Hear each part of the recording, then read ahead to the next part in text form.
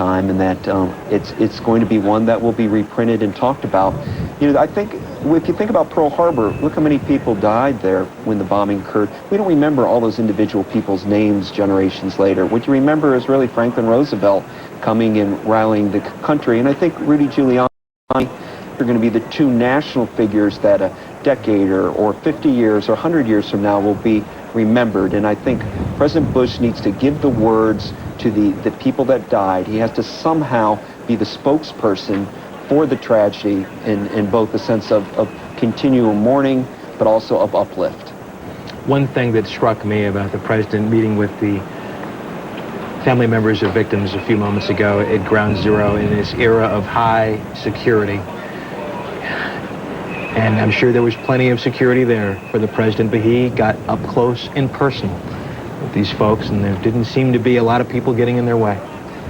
To me, that's the surprise of the day, is the relaxed atmosphere that President Bush created, and you can feel it around New York City. The whole city seems to be kind of in a cathartic mode. People are sort of remembering, and there's a warmness and a humanity to the city. The sense of hyper-security isn't quite as intrusive as one would have thought, and I think that's what the White House would consider a very successful day for the president. As we see the president leave Ground Zero, it's going on, ironically, FDR Drive, the east side of Manhattan. And again, as we said, Michael Bloomberg, the mayor of New York, is speaking tonight at the Spears ceremony, where he will quote FDR's For Freedom speech. In the past year, Americans have become accustomed to increased security measures. Now, among the places where it is most apparent is at our nation's capital. Joey Chen joins us now with more on how things have changed. Good evening, Joey. Russ, you know, those of us in Washington who watch the president a lot know that he is a man known for his punctuality, and it is quite remarkable to see him spend so much time, extend his stay in New York, speaking with those families and the workers at the pit for so much longer. Washington, of course, is not like New York. New York is a city that wears its heart on its sleeve, and Washington certainly a more reserved place, sort of a place that likes to show that even in the most dire moments, it can be back to work, business as usual. But today was certainly a day of business unusual here. There was a palpable wariness in the nation's capital, flags everywhere at half-staff, at the Supreme Court, the State Department, the White House, the Capitol Dome. Security seemed tighter, more visible, police checking trucks and automobiles with what seemed like more purpose than on other days. Anti-aircraft missiles and new portable radar units were in place on the Capitol's outskirts. Normally busy roads alongside the Pentagon were sealed off. At Reagan National Airport, travelers seemed to be staying away. But in some ways, life seemed normal. Joggers enjoyed the brilliant sunshine of a late summer morning. Workers crowded the streets as they headed off to their jobs.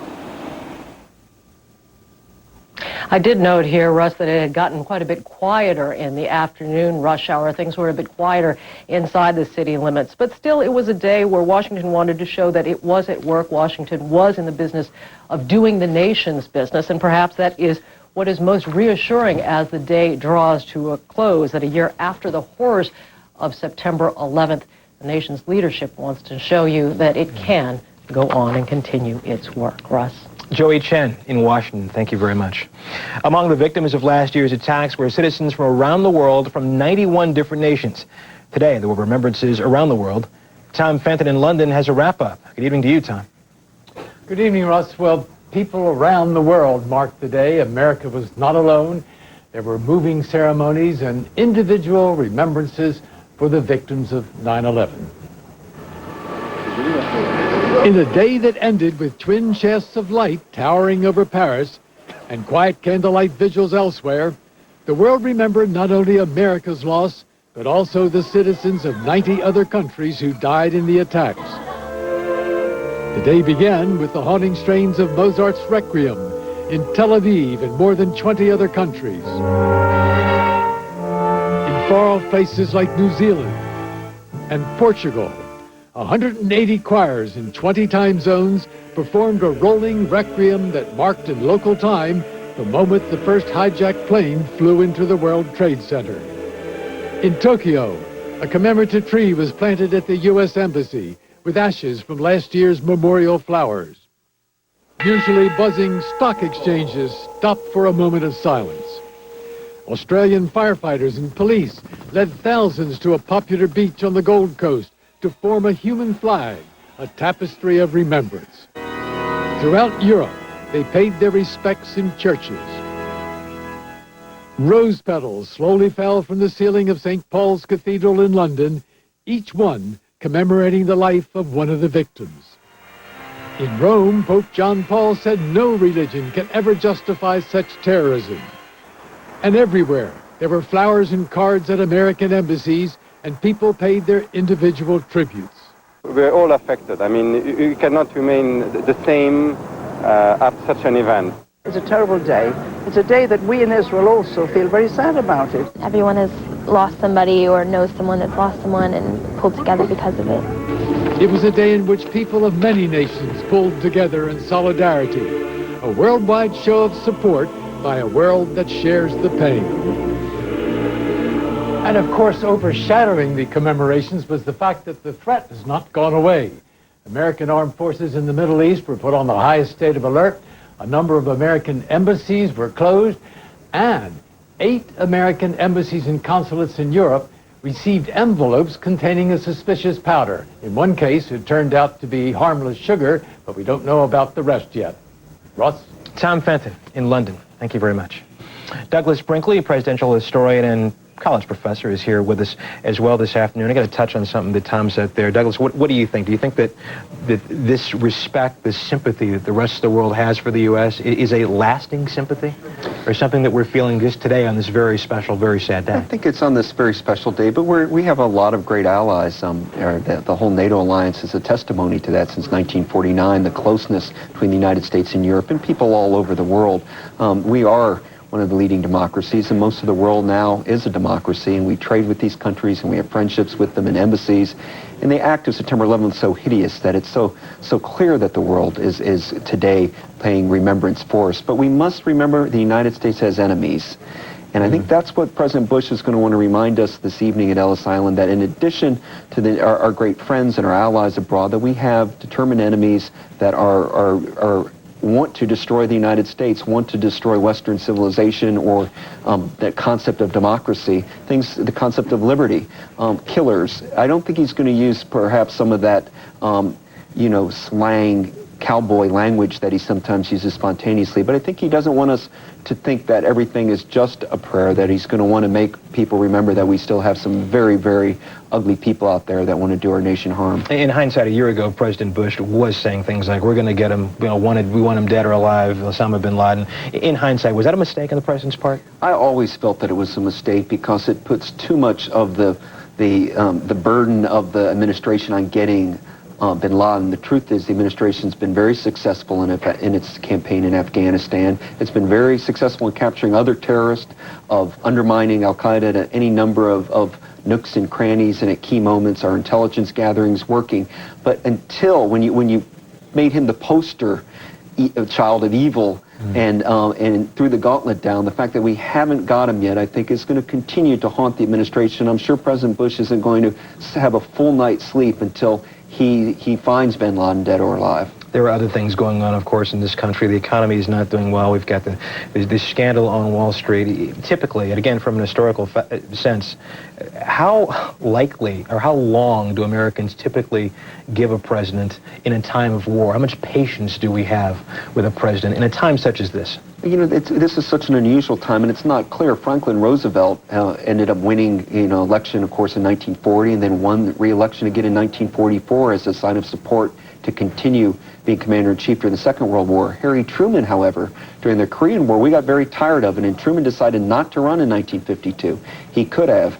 Instead, Adlai Stevenson became the Democratic nominee because the Korean War turned so very unpopular. So there's not really a yardstick or a given timetable. It's going to be a kind of month-by-month proposition. And the problem is with the war on terrorism, it's open-ended. It's nothing that's never going to be fully ended. I think the Bush administration has to continually remind us that we are at war with not just al-Qaeda, but with a group of people that want to undermine this country. And it's a point he's going to have to hammer home week after week after week. And so far, he's brought most of the American people along with him. Douglas Brinkley, thanks a lot.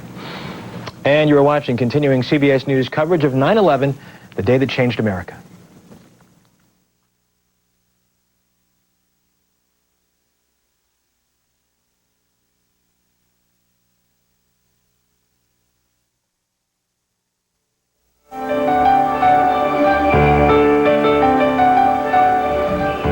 Good afternoon, everyone. I'm Jeff Gianola. As we in the Northwest remember this tragic day in American history, we want to keep you up to date on things happening in our area.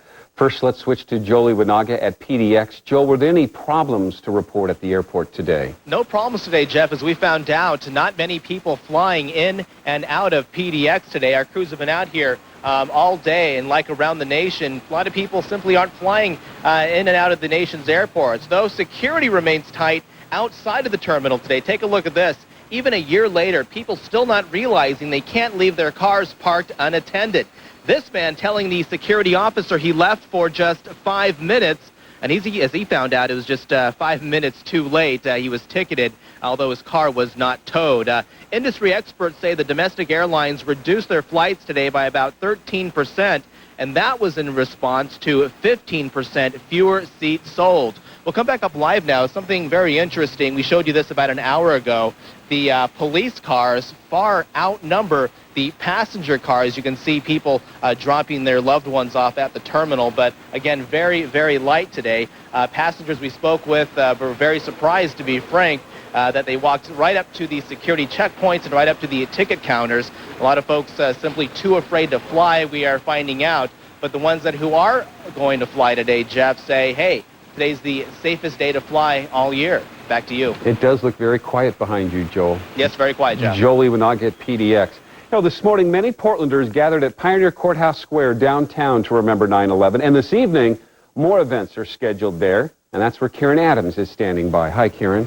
Hi, Jeff, and good afternoon. You know, Pioneer Courthouse Square right now is relatively quiet, as many people are using this as a day of reflection. This morning, it was not as quiet, as the mayor was here. We had bands, and we had people and dignitaries up giving their reflections. Now, this evening, dignitaries will once again speak. The mayor will be here giving her thoughts of remembrance. At 6 p.m., the Oregon Air National Guard will be here with the presentation of colors. So there is a lot on tap for this evening. You can hear behind me some of the bands warming up with some songs of patriotism. Right now, I'm joined by Eileen Galler, who joins me. And this whole thing hit you because you just stepped off the MAX here at Pioneer Courthouse Square. Tell us what that was like. I had been visiting with a woman and feeling fine, and I stepped off a MAX, and I just was completely overwhelmed with emotion. You could have just, you know, I feel my eyes misting up, you know, like I could cry. Right. It is very powerful out here. It's very somber out here today.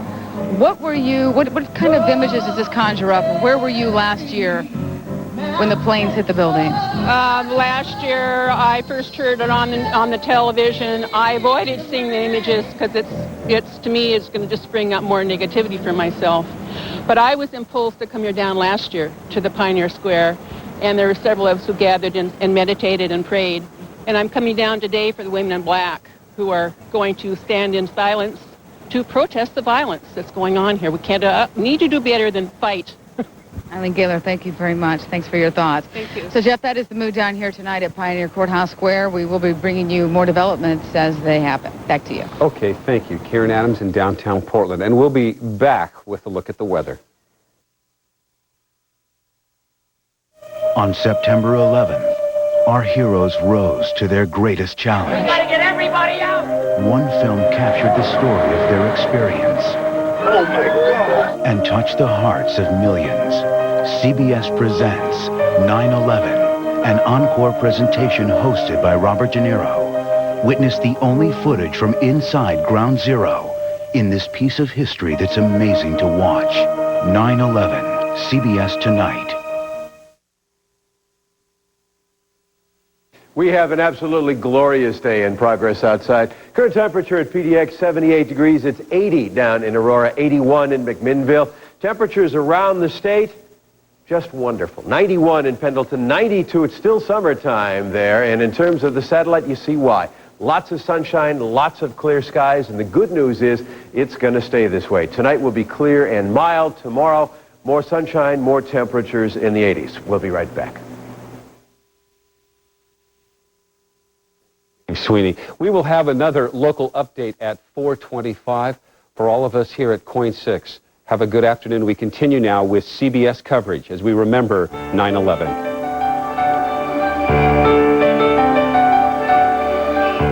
CBS News coverage of 9/11, the day that changed America, continues.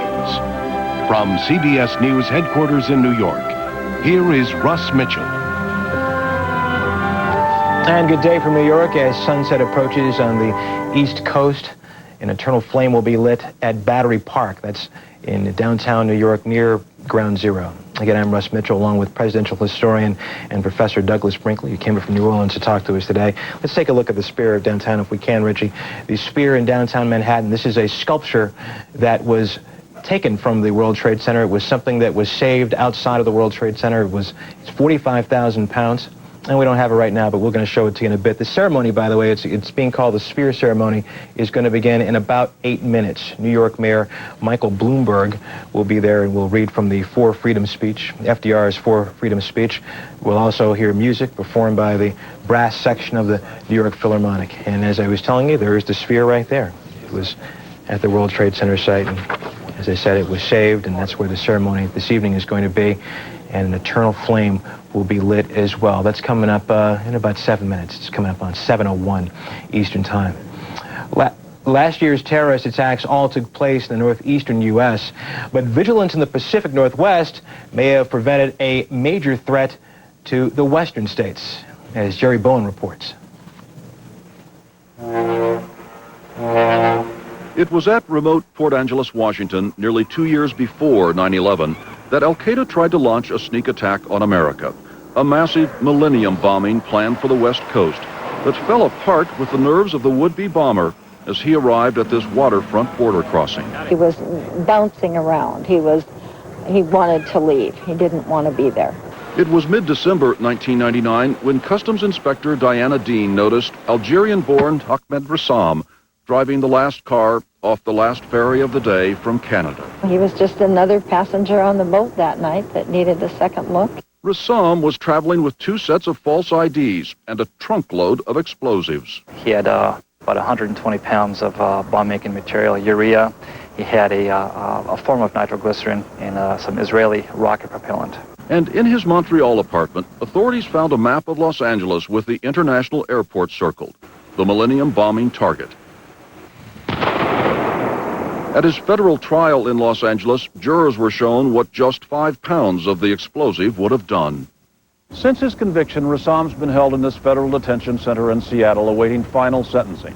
How much prison time he serves depends on how well he continues to perform his new role, government informer against al-Qaeda. Rassam is one of the only people that we've been able to capture that's actually singing like a canary. Most of these guys shut up and don't tell us anything. Former Seattle federal prosecutor Lise Wheel. He has been in the training camps with al-Qaeda. He knows some of the people. He knows bin Laden, and he was able to connect some of the dots. Some big dots. Rassam named Abu Zubaydah, captured in Pakistan, as a top al-Qaeda leader who ran the Afghan training camps. Rassam trained there in 1998 along with Zacharias Moussaoui, the accused 20th hijacker. Moussaoui and alleged shoe bomber Richard Reed worshipped at this London mosque, where militant anti-American cleric Abu Hamza al-Masri is the prayer leader. Rassam connects Abu Hamza to the training camps too. Which brings us back to Seattle and one of Abu Hamza's American disciples, a member of this now-defunct mosque, Muslim convert James Ujama, who maintained an anti-American website. Now, he's in federal custody, having pled not guilty just this week to charges he tried to set up an al-Qaeda training camp on U.S. soil with Abu Hamza's help. He went to Hamza and said, look, here's this training camp, or we can come up with this training camp in Oregon. Will you support it? Will you fund it? Will you be part of it? Will you bring people to this training camp? The indictment says that in 1999, Abu Hamza sent 2 aides from London to check out this ranch in Bly, Oregon, as a site for the camp. I believe we do know that there was some target practice, or at least some firearms being discharged in that area. There was some people of Middle Eastern descent that were in the area at that time. But the proposal went nowhere. In London, Abu Hamza said the idea of a training camp in the U.S. is a joke. He spoke to CBS News correspondent Richard Roth. Have you been involved as an intermediary with the group in Oregon that has set up what has been called a jihad training camp? I'm not interested about, I told you, or even have any structure link with any of the group specifically.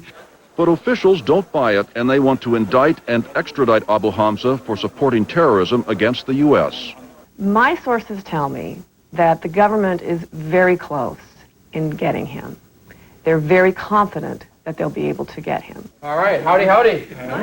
There was a time when the thought of terrorists in the Pacific Northwest would have been unthinkable, but Washington's governor says nothing surprising now. And that's why everybody needs to continue to be vigilant. In every part of the country, whether you're in rural America or an urban center, you cannot relax your guard. Security along America's 4,000-mile-long border with Canada didn't get much attention before the tragedy of September 11th. Here in western Washington state, there's no fence, just a ditch that separates Canada from the U.S. But now, security is viewed very differently, especially on the Western Front, where fiber optic cameras are among the new weapons in America's war on terrorism. Have 32 poles with 2 cameras on each pole. It goes 44 miles. They have a capability of both night and day of a range of about 2 to 3 miles, depends on the weather conditions. And twice as many agents in this sector than he had before. You see this one? No, I can't. And for the first time, U.S. and Canadian agents sharing intelligence in the same room. Say, for instance, I had me come across, okay, and I'm acting a little funny. I can run my prints against all 3, 4, 5, 6 databases, and we would come up with some kind of an idea who we had. At least we think we would. Sir, where's home? Back at Port Angeles, Washington, customs inspectors still think about Ahmed Rassam, the man they caught, and the medals they won for their vigilance, and for what could have been if they'd missed. On 9/11, for the first time, I looked at that thing, and I was really proud for what I had done. Sad for what had happened in New York, but proud of what we were able to do here. And what they were able to do was head off an attack on America's second largest city, an attack planned for Los Angeles by Al-Qaeda. Russ? Jerry Bowen in Los Angeles, thank you very much. In just a few minutes, an eternal flame will be lit in Lower Manhattan at the sculpted Sphere, which was the largest piece of artwork to survive the World Trade Center collapse. Mika Brzezinski is there in Battery Park with a preview. Hello, Mika. Hi, Russ. It is a beautiful night here in Battery Park, and momentarily we will be hearing from the brass section of New York's Philharmonic playing Fanfare for the Common Man.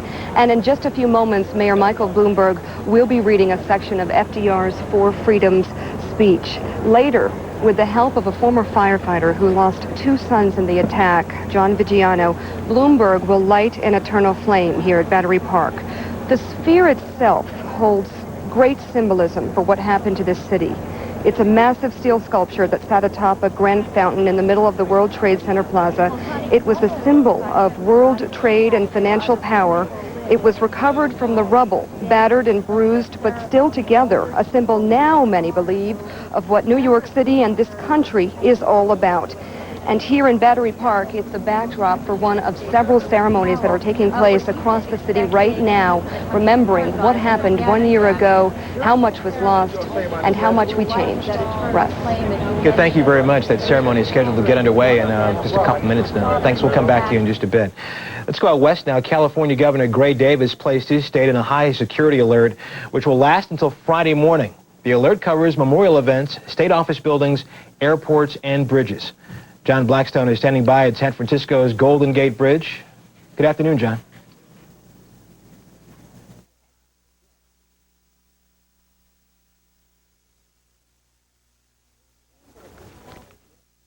Also as a landmark, the bridge has added a lot of security in the past year.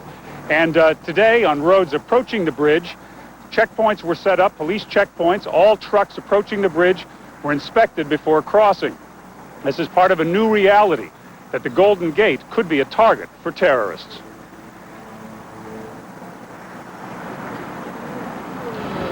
The view from above is as spectacular as ever, but for the California Highway Patrol, airborne surveillance is one part of an intensified security net around the Golden Gate.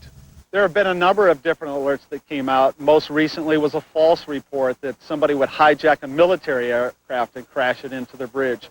Immediately after September 11th, the National Guard took a leading role in bridge security. For 3 weeks, the bridge was closed to pedestrians. When it reopened to walkers and bikers, it was celebrated as a victory for freedom. But threats kept coming. In July, investigators in Spain seized videos of the Golden Gate from suspected al-Qaeda terrorists. Protecting the bridge is now a shared duty that includes the Coast Guard, the FBI, and even highway patrol officers like Dave Jones on a bicycle. It doesn't seem much of a tool against a terrorist, though. You'd think it wouldn't, but I see things that the bridge cameras don't see with a motorcycle, the cars don't see, and I'm riding a bicycle. Now, officers on bicycle are meant to be seen. Some of the other security measures here are meant not to be seen, all in an effort to protect this American icon. Russ? John Blackstone in San Francisco, excuse me. Thank you very much. Douglas Brinkley is here with us, presidential historian and professor in New Orleans. Douglas, you've heard some of the speeches today, folks talking about the events of September 11th. In your mind, are people saying what needs to be said on a day like today? I think absolutely. I think the tone's been pitch perfect all day. It's been a kind of a day of mourning, but also of a kind of relief that this anniversary is over in a way. I think for many of the families, it's been very, very painful. But I'm sure after today, the fact that our country cared enough to just the fact that there are no commercials even being run on network news or on cable news, the fact that there's a kind of dignity that I think took place all over the country today, but particularly in New York City. And I think the politicians and the people and the president have touched all the right tones. I can't think of one thing today that's occurred thus far that's been off-key.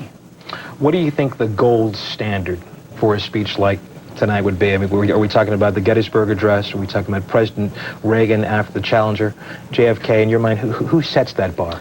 Well, that's interesting. I mean, the Gettysburg Address is being talked about, and of course, when that came out, you know, the New York Times and others said it was a terrible speech. It wasn't immediately embraced in some kind of important way. But I think when you mentioned the Reagan and the Challenger, it's kind of interesting because in a way, if you look at today as being a kind of a collective memorial and almost a funeral for the dead of September 11th, I think that the way that Reagan touched people with the Challenger speech and yet kind of pointed us towards the future. I think today, President Bush and this evening at Ellis Island is going to try very much to do a kind of Reagan-esque speech. With this one exception, it's not just going to be about bravery or about the American spirit. I think he's also going to have to point out that we still have enemies abroad, that the war on terrorism is still a reality, and that it's not time to let our guard up. For your money, in the last 20 years, who was best at this? Are we talking about the great communicator himself, Ronald Reagan? Clinton was very good. Bill Clinton was very good at Oklahoma City, you know, in that this is an obvious time for a good politician, one that has a touch with the people to communicate. We all are feeling the anguish, and it's an opportunity for him to, President Bush, to make us feel better. So I think if he can score historically a speech like Bush did at the Challenger, Clinton at Oklahoma City tonight. Because remember, his first speeches that we remember Bush were the fiery ones, the wanted dead or alive, the grabbing of the megaphone, of going with sort of a war on terrorism message. This should be something that I think lives on, hopefully, in our memory as it's sometimes overused, but it's almost a transcendental moment for President Bush in our country. We're waiting for the beginning of what is being called the Sphere Ceremony in downtown Manhattan at Battery Park. One of the people who is going to be there is former New York Mayor Rudolph Giuliani, and I can remember, and it's no secret, on September 10th, Rudolph Giuliani's legacy was in question there. He was having personal problems. Politically, a lot of people didn't like him. Then in September 11th, the Twin Towers were hit, and Giuliani's legacy has become something totally different now. In your mind, is this someone who is destined for higher public office in the future? I don't know. But I certainly think he's going to have a major role to play with the Republican Party in coming years. His name will certainly be on a short list of possible VP candidates for President Bush if Dick Cheney decides not to run for re-election. The name Giuliani will be floated. You're going to see him with a lot of Republican politicians. He's hot, if you'd like, on the speaker circuit, and he's very unique. He's perhaps going to go down in a city that's had many famous mayors as the single most remembered and beloved mayor ever in New York City, because what he did after September 11th to galvanize this community to and he, as you said, had a lot of personal woes going on. His reputation was not sterling at that point. But we felt in his rolling up his shirt sleeves and his walking and working with the workers of New York, the fact that the city's going to keep on keeping on after that tragedy. He's become almost a mythological political figure, and he's one that's going to live and loom large until his final days here, when he eventually dies, because he's now considered, I think, an authentic American hero, not just a politician. Did it surprise you how his image changed so dramatically after September 11th? It did.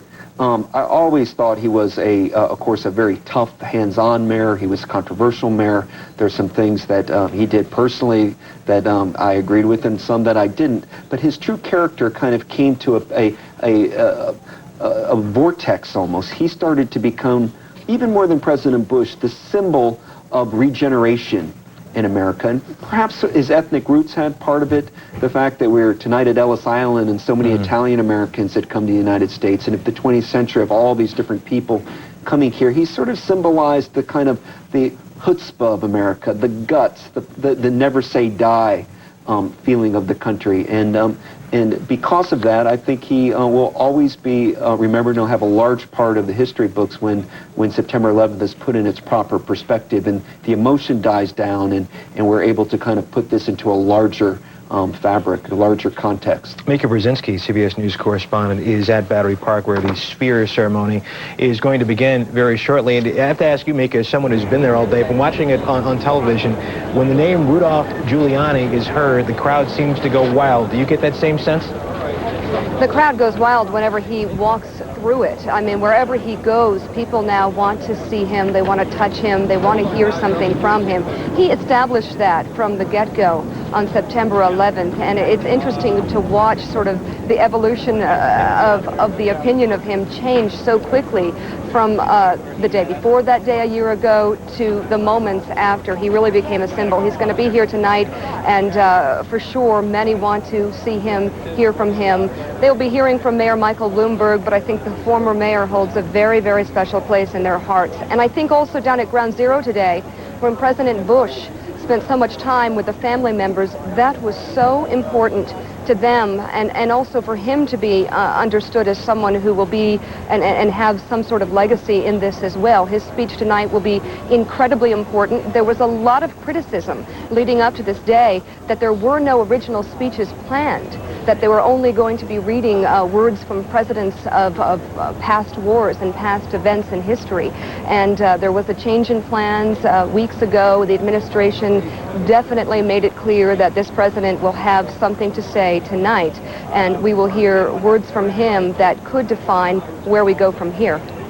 Mika Brzezinski at Battery Park, thanks a lot. Nicholas Brinkley, let me ask you about that. There was criticism about that, the thought being that there were no original speeches, and someone would ask the question, doesn't anybody write an original speech anymore? What's the answer to that? Well, it's been a while since presidents have written original speeches. That's sort of an old myth. Most of the great speeches, even of Franklin Roosevelt, were crafted with other people. So remember, what we hear tonight isn't George W. Bush grabbing a notebook and scrawling down a speech in a kind of big think Theodore Roosevelt way. He's got staff and people that are doing it.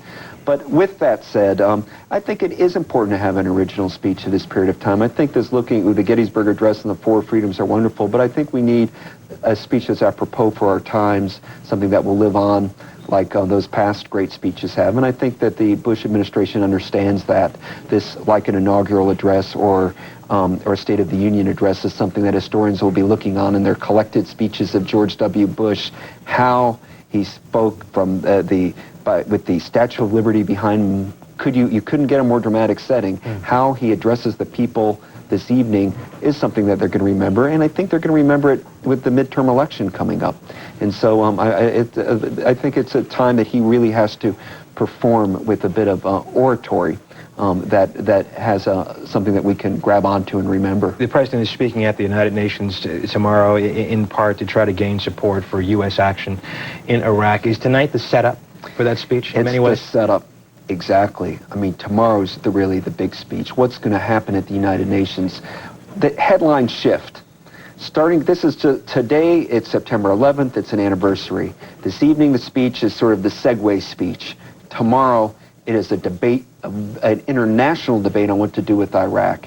And I think you'll start hearing a different tone coming from the president as tomorrow. It won't be quite as, it won't have a melodic feel as tonight. Well, it won't be crafted in kind of, in a memorable language. I think it's going to be blunt talk. It's going to be tough talk. And there are really two Bushes. There's this Bush who can give these beautiful speeches, and then there's the Bush who likes what I call sort of the cowboy, tough guy talk. And tonight I think we're going to see the smooth Bush. Tomorrow, the rough and ready cowboy speech. I want to go back down to Battery Park and the Spears ceremony where dignitaries are beginning to arrive. There's former New York Mayor Rudolph Giuliani. He was walking in behind that. The ceremony was delayed somewhat because President Bush stayed at Ground Zero, the pit, longer than he had scheduled, to the delight of many families down there. So what happened was it took a little longer for the dignitaries to arrive at Battery Park. Other foreign dignitaries are arriving now. And there's the former mayor, Rudolph Giuliani. He's going to be accompanied by 10-year-old Jaylene Valentine. Her father was killed at Ground Zero. New York Governor George Pataki will be there as well. He'll be accompanied by Bobby O'Mahony, 14 years old. His father worked at Cantor Fitzgerald, the company that lost so many people in the attack on the World Trade Center. There's going to be a candle lighting ceremony there. It's been very windy in New York today. 20 different kinds of candles have been tested today because they all kept blowing out because of the wind, but apparently none of them work because of those high winds, so flashlights perhaps will be used instead. And the eternal flame that you see will be lit right there in the center is going to be lit by a gas lighter. Mika Brzezinski, is that you? Yeah, I'm here at Battery Park. You know, that flame will be lit, weather permitting. They were practicing with it earlier and having some trouble. When Rudolph Giuliani walked into, it's heavy security here, and you have to go through the metal detectors, and everybody started clapping, just as you had noted earlier. I mean, he's a star, and people are here to see him. Another person of note I just see down in the crowd behind me is Monica Eichen, who lost her husband in the attack on the Twin Towers, and she has been very vocal about what should happen down at Ground Zero, what should be built there, and how important it is to create a memorial there and to keep commercialism out. Mayor Giuliani himself has been vocal about that. He has written and spoke about how those 16 acres shouldn't be used for anything else but memorial. So that is one of the controversies and battles that will come in the years ahead after this memorial service, and certainly after many months to come, because it will take up to a decade to rebuild that area. People here tonight, though, are here to remember what happened a year ago and to be at a place that's peaceful, that's beautiful, and that has meaning. The sculpture behind me, the sphere, as I've been telling you, is incredibly symbolic for this event tonight, because it is a symbol of survival in a situation that was devastating and that took so many lives. So a lot of different people here with a lot of different opinions, but tonight here in Battery Park, it's about remembering. Yes. Dignitaries and heads of state from some 84 countries will attend this ceremony. New York Mayor Michael Bloomberg will read from FDR's For Freedom speech. Before that, there'll be music from the New York Philharmonic, the fanfare for the common man. Ladies and gentlemen of the press, we request that the sun guns and stand lights on the press platform be... Just getting instructions. They were crowd getting instructions from the announcer there.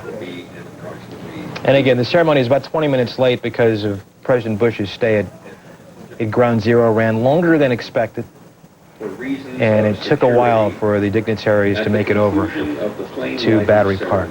We request that you kindly stay in. There'll be music also. The song America the Beautiful will be sung by a 17-year-old senior at LaGuardia High School for the Performing Arts. That's a pretty famous school. If you remember the movie Fame, was the high school depicted in that movie.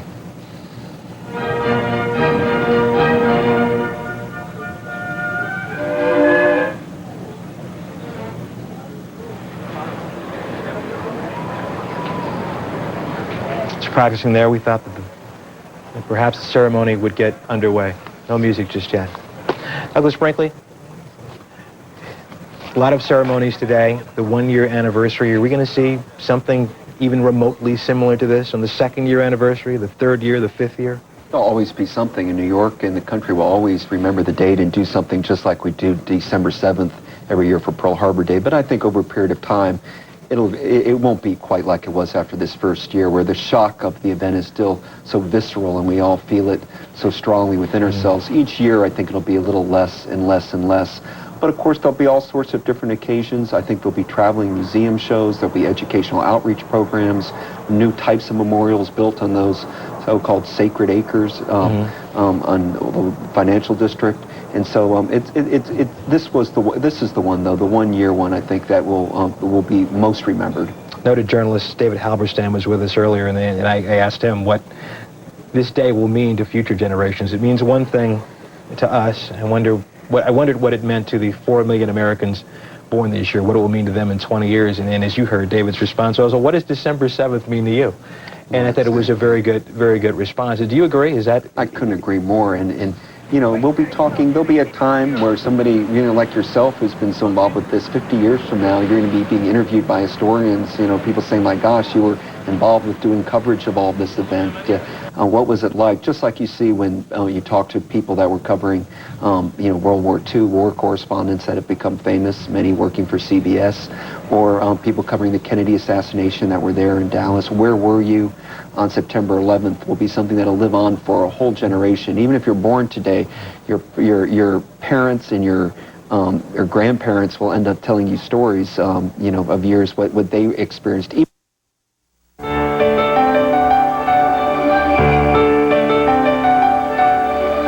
Good afternoon, everyone. We'll get back to the ceremony of lighting the eternal flame in New York City in just a moment. But first, local events. An outdoor memorial service just began in downtown Portland at a church to remember 9/11, and that's where Amy Morrow is standing by in the downtown park blocks. Amy?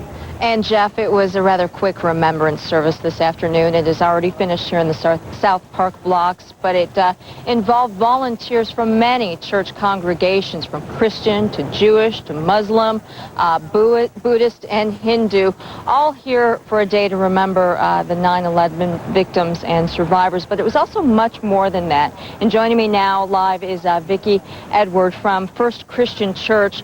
Also involved some community service today, didn't it? Tell me what you did.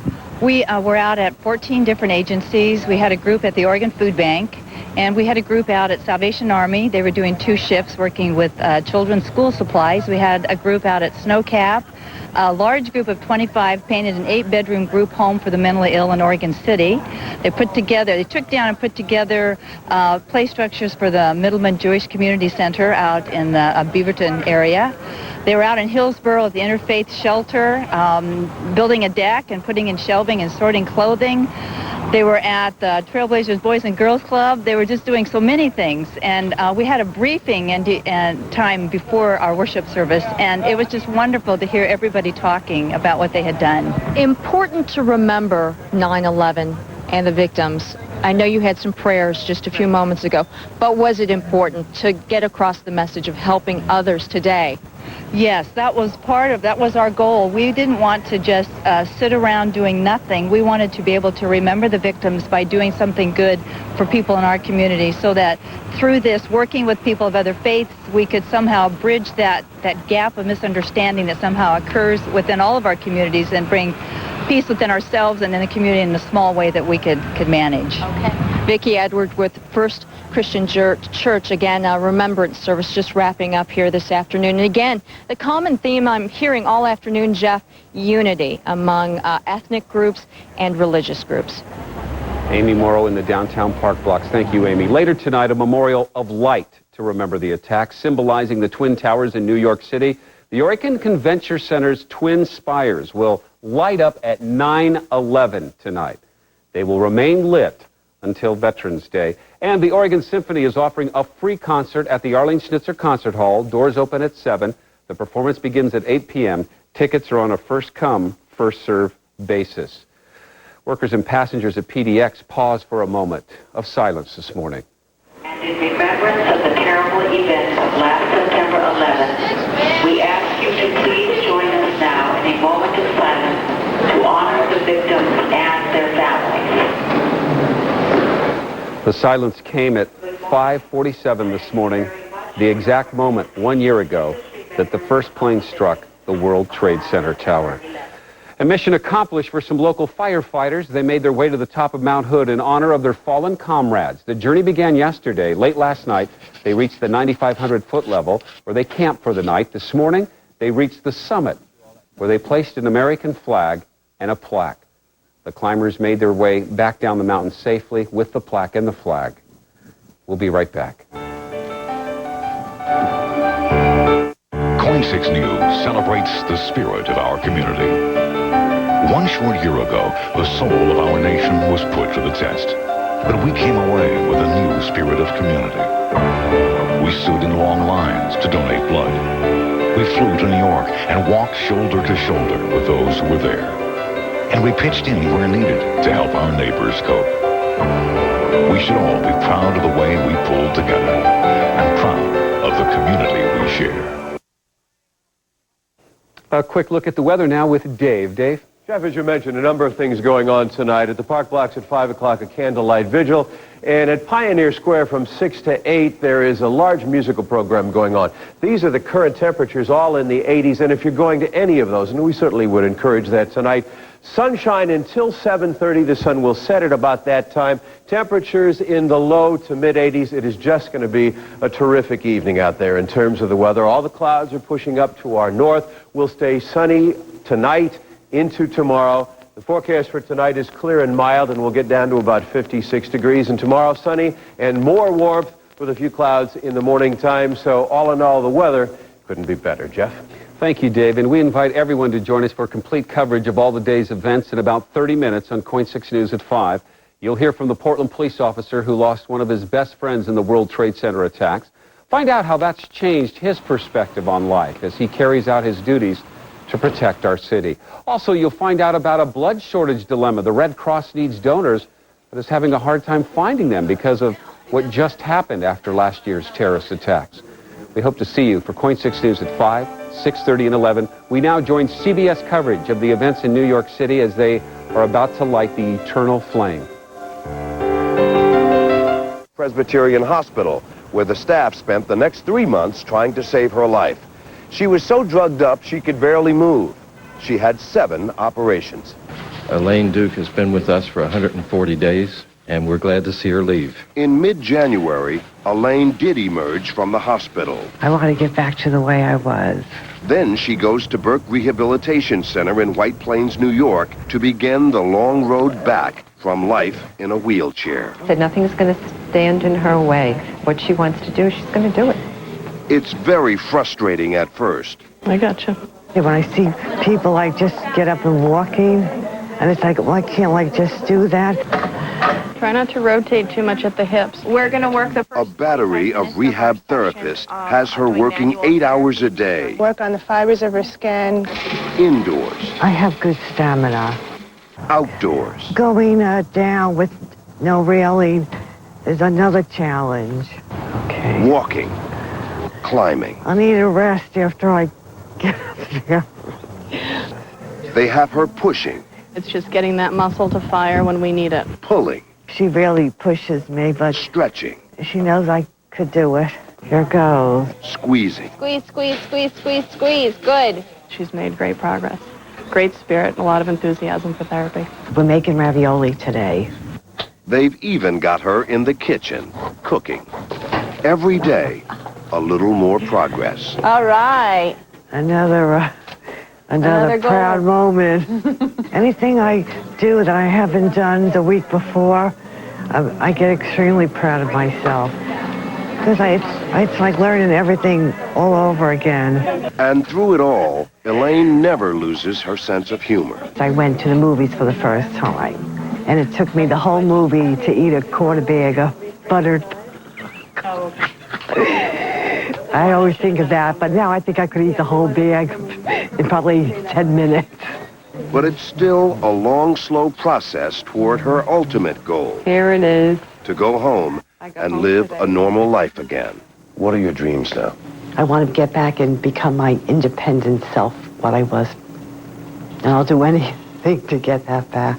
So today's the day? Finally, after 4 months at Berg, She's a jolly good fellow. the day has come. She's a jolly good fellow. And nobody can deny. Okay, beautiful. Stay in touch. Bye. Take good care. You're a good inspiration. Take good care. Elaine is going home. Now you got to do the attitude walk getting out of here. Oh, I did. All right now. All right. Happy tears. Happy tears. Happy tears, okay? Bye. Yep. The start of my new life. Another milestone. The biggest one yet. You're going home. Okay. Very good. 129. There's the sign. 21.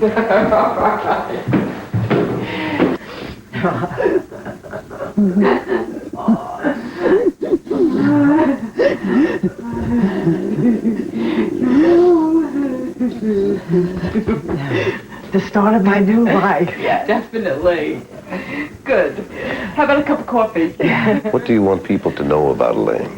I want them to know that Elaine's a strong person, and if she can do it, you can do it. And you think about the people who did that to that good woman. Even now, after 1 year, some of the remains of the dead of 9/11 have yet to be identified. But that work goes on with dogged determination and cutting-edge science, painstaking for medical examiners, painful waiting for the families. CBS's Elizabeth Caledon has more about forensics and the families. James Marcel Cartier was famous for his dimples and for a loving, gentle presence. My brother was the best of men to me. He was my idol, and I followed him wherever he went, and it just ripped me apart. James, an electrician, was a union man who loved his work and died on the job. We just could not believe that this had happened to our family. For months, James' brothers and sisters searched and hoped. His brother John joined rescuers, personally sifting through the mounds of debris. The quest to bring James home led the Cartiers and many other families to a rundown old municipal building in Manhattan, the office of the medical examiner. Initially, the Cartiers and other families were angry with the slow pace of efforts to identify the estimated 20,000 remains pouring into the facility. The anger didn't faze Bob Shaler, who was put in charge of the largest forensic investigation in history. He understood where the anger was coming from, and he saw that the anger was really grief. Instead of keeping families at arm's length, Shaler invited them in. He and his colleagues gave tours. Hey, guys. And told them how DNA, every person's unique cellular blueprint, had to be matched to DNA from victims' personal belongings. She's looking at bristles from toothbrushes. It could be something from skin cells from a hairbrush. And from other family members. He also told them why the process was taking so long. The samples that were coming in the door initially were in pretty good shape, but rapidly we realized that they weren't going to be the best quality of samples. The force of the tower's collapse, along with fire and water, badly damaged much DNA. And here at the largest forensics lab in the country, there was no system in place for dealing with the sheer volume of samples. There was no way to take thousands of family samples and match them up to thousands of disaster samples and say, this piece belongs to this family. Special computer programs had to be designed and are still upgraded weekly. So we were able to make the identifications. This is the way the samples come up to us. Remains still unidentified will be preserved in deep freezers to be tested again as the technology evolves. We've done some groundbreaking science here. We're pushing the envelope as much as we can. With a little help. Outside labs are also taking part. 13,000 bone fragments were sent to Bodie Laboratories in Virginia.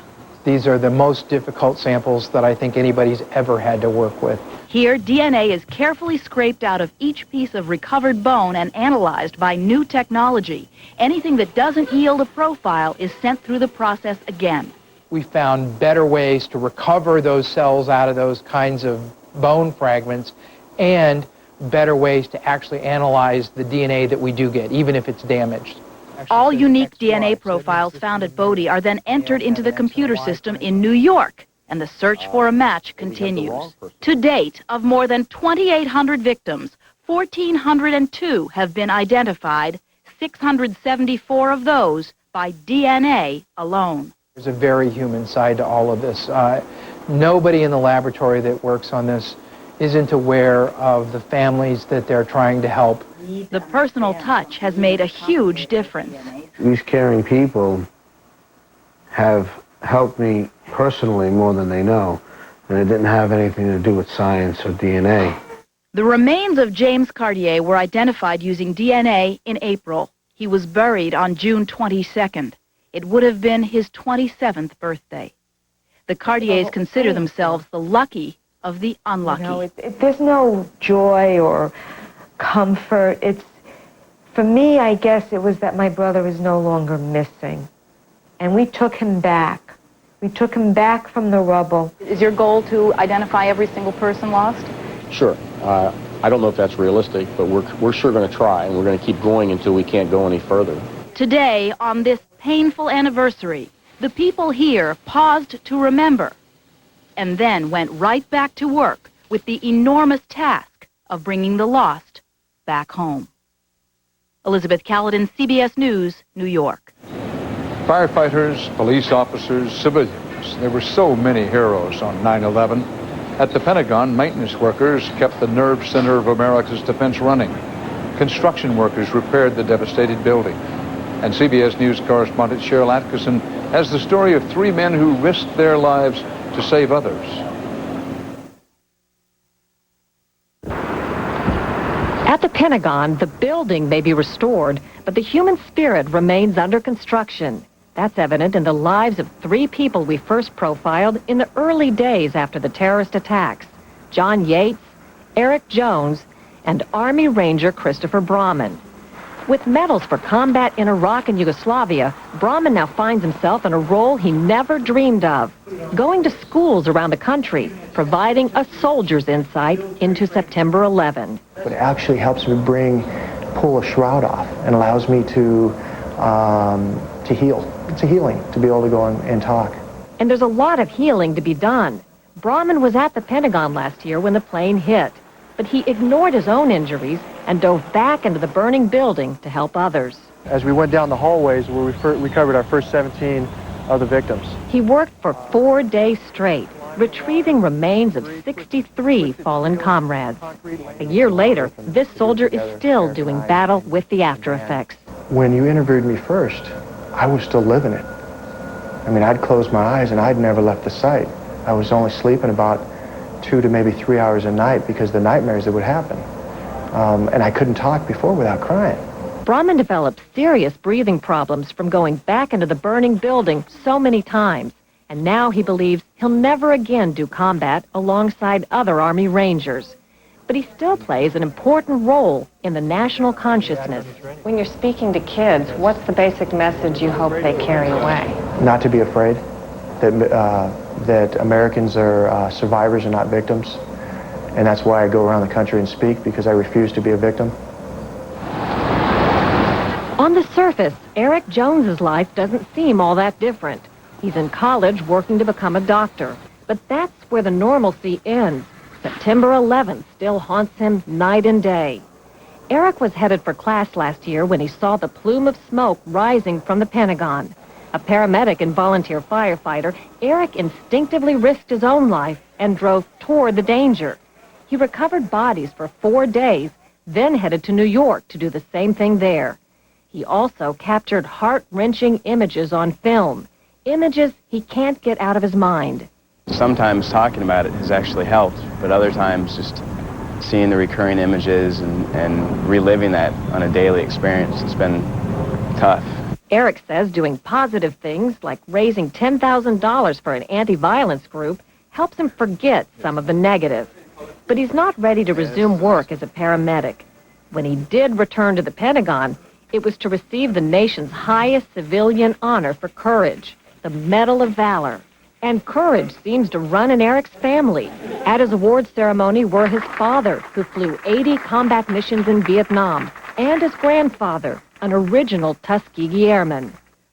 While Eric struggles with the memories and nightmares, one image he's not trying to erase is the goodness he witnessed in others. What happened is proof that when the times are tough and when our country is faced with something like this, we really do rally, and it brings out the best in people. John Yates also saw the best in people, especially those who sent so many cards and letters. Last week, he reunited with other burn survivors at Washington Hospital Center. Yates was a civilian worker at the Pentagon. When the plane hit, he somehow made a desperate long crawl, leading others through the smoke and darkness to safety. I just know somebody grabbed the back of my right leg, and I just, I was crawling and they were crawling behind me. Now he marvels at how far he's come since we first met him in the hospital last year. Here's what his hands look like today. And to look at my hands now, you would look at amazement. I mean, there's hardly any scarring. The emotional scars are more tenacious. One of the hardest things he's done is return to work in the building where he nearly lost his life. First, it was a trip to the parking lot. And then it was a visit inside. Full of reminders of his brush with death. I swiped my badge, and as I stepped on the other side, I could smell smoke. And immediately it brought the taste of the jet fuel back into my mouth. Yates has been back on the job for several months, living proof, he believes, that the human spirit endures. I'm here. I'm healing. America is healing. We are moving on with our lives in the midst of this war that we're undergoing, and that I'm getting back to being me again. It appears the entire country is headed in that direction, one person at a time. Cheryl Atkinson, CBS News, Washington. Life and death last September 11th sometimes turned on a change of plans, or perhaps a step to the right or to the left. For Jason Dahl, it was love that put him aboard the plane that went down in Pennsylvania. And as CBS News correspondent John Blackstone reports, that love survives. As a child, he dreamed of flying. As a teenager, he earned his pilot's license. Flying passenger jets was Jason Dahl's dream and his destiny. He was a pilot's pilot. It was a natural ability. Sandy Dahl says when her husband was on the ground, the place he loved best was the Colorado Valley where they lived. But she believes he was meant to be at the controls of Flight 93 on September 11th. I don't think these things are accidents. I'm a pretty spiritual person, and I believe that he was there because he was the one that was supposed to be there. Originally, Jason Dahl was not supposed to be flying on September 11th, but to make sure he got back to his home here in the suburbs of Denver in time to celebrate his 5th wedding anniversary, he requested a schedule change and became the captain of Flight 93. A lot of brave people on that flight. The hijackers met resistance the moment they broke into Jason Dahl's cockpit. He put the mic open so air traffic controllers could hear what was happening. And then it sounded like they had a kind of a hand-to-hand fight for a while. In the cockpit? Right. Then the radio was turned off and Flight 93 left its route from Newark to San Francisco and turned back towards Washington. On board, flight attendant Sandy Bradshaw, passengers Mark Bingham and Thomas Burnett phoned family members and told of plans to take back the aircraft. Todd Beamer reached operator Lisa Jefferson. A year later, she remembers every word he said. What stays in my mind is just the fact that those people were really fighting for their lives. The rest of what's known about Flight 93 comes from the cockpit voice recorder found at the crash site near Shanksville, Pennsylvania. In April, the FBI gathered family members to listen to the last 31 minutes before the crash. Alice Hoagland's son, Mark Bingham, was on the flight. She found the tape both wrenching and comforting. It was really quite beautiful in some ways to be able to hear our loved ones doing everything they could. And I'm sorry, I'm not very composed. It sounded like a riot. I heard 30 voices. It was very empowering to hear them all together. No one died alone. They all went to heaven together. And together, she says, they gave us all a gift of hope. They didn't stand back and take this, and we won't either. Sandy says Jason always gave gifts, like the music box where she still keeps his wings. He even left her one final gift. Jason planted flowers the day before he left, and 6 months later, 300 daffodils came up. So 6 months after he died, he gave me flowers. John Blackstone, CBS News, Denver. As we at CBS News began scrambling last September 11th to report on the terrorist attacks, the horror unfolding here at Ground Zero soon got very personal. CBS News correspondent Bob Schieffer has Melissa's story. For most of us at CBS News, 9/11 was the biggest story of our lives. For 23-year-old Melissa Valcarcel, the youngest member of the evening news staff, it was the day her life changed forever. But not until she entered CBS News headquarters that morning did she have any idea of what had happened. So I stopped here and I asked one of the girls, what building is that on fire? Where is that? And she said, it's the World Trade Center. My heart dropped into my stomach and I said, my father's there. Wheelchair-bound all his life because of polio contracted as a child, Melissa's father, Bill, worked for the New York tax office on the 87th floor of the South Trade Tower. Fearing the worst, she ran into the newsroom and called her mother. I said, Mom, the World Trade Center's on fire. And she says, I know. I just spoke to your father. He's fine. It's not his building. He's okay. He's going to call the police department. He's going to call the fire department. He's going to get out of there.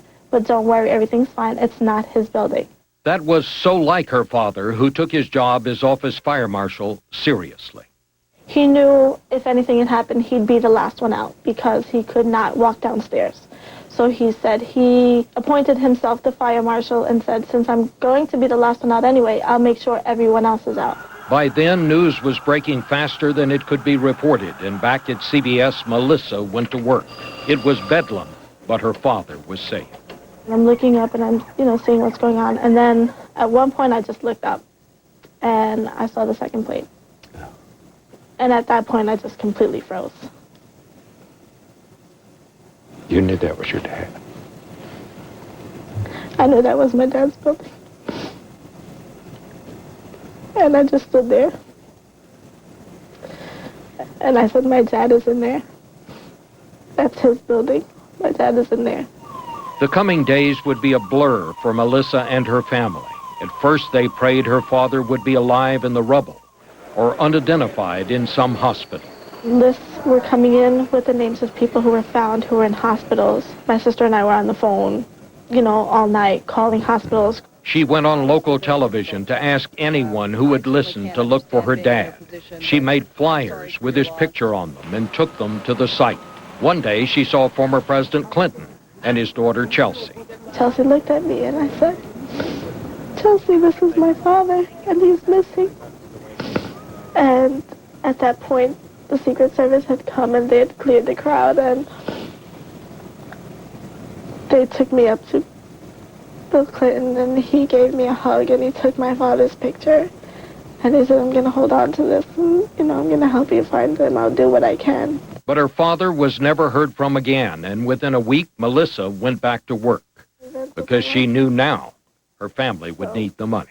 I felt like I needed to, and I did for the day, and it was okay. But it was not easy because part of her job was logging and filing the hours of videotape taken that awful day. So you must have seen these pictures over and over. Has that been hard for you? It is very difficult. It is very difficult seeing everything from that day. I don't want to do it some days.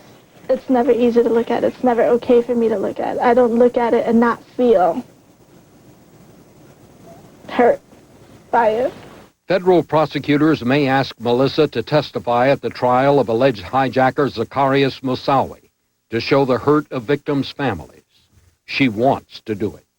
You know that you could put your own life in danger because that will be a very high-profile thing. That doesn't bother me. I want them to see my father's face. I want them to know who I am. I want them to see my face and see my hurt and see my anger towards them. I want Zacharias Moussaoui to see me. I want him to see my father and to know about him and to know about the life that they took. So you're doing this for your dad? I'm doing this for my father. I'm doing this for my family. I'm doing this to get justice for what they did. I'm doing this absolutely from the bottom of my heart. Using DNA tests, workers eventually found some of Melissa's father's bone fragments, and a burial was held. What meant most to us was that they found his funny bone. And my dad was quite a jokester.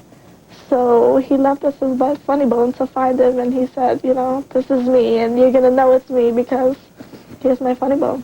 Melissa's story is just one story of 9/11. There were 3,025 stories that day, stories that have not yet ended for those who were left behind. I'm still in the healing process. I'm still accepting what happened. I'm still accepting that I won't have a father.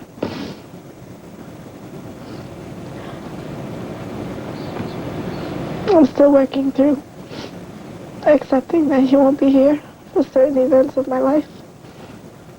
So, Well, I'll tell you something. I think your dad would be very proud of you. thank you. So we've come full circle. Since that day, this land, our country, was so violently attacked. Our world that day came to a sudden stop. But the earth has continued its journey, making another full circle around the sun, and brought us to another September 11th, and to a new beginning, a renewal of America's commitment to freedom.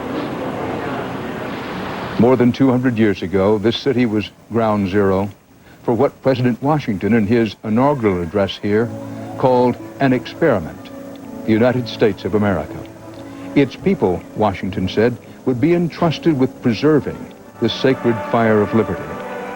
Tonight, the people keep that trust. Men and women in uniform, risking their lives overseas in the war on terror. Civilians here at home, living their lives, refusing to give in to fear. Last September 11th, a band of murderers showed the world their evil. Americans showed the world their goodness. They showed the world the face of cowardice. We showed what it means to be a hero. They spread death. We showed the world how much we cherish life. They tried to bring us to our knees. America never stood so tall. On September 11th, 2002, the sacred fire of liberty still shines for all the world to see.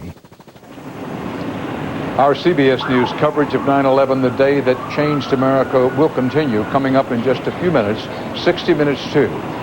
Here again, Scott Pelling.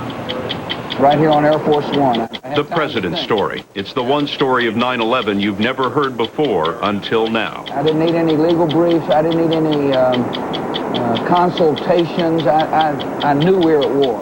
From his flight across America to the White House threatened with attack, what happened behind the scenes, in his own words. 60 Minutes 2, coming up next. I'll be back at 9/8 Central with the President's address to the nation. Dan Rather reporting from Ground Zero in New York. This is CBS.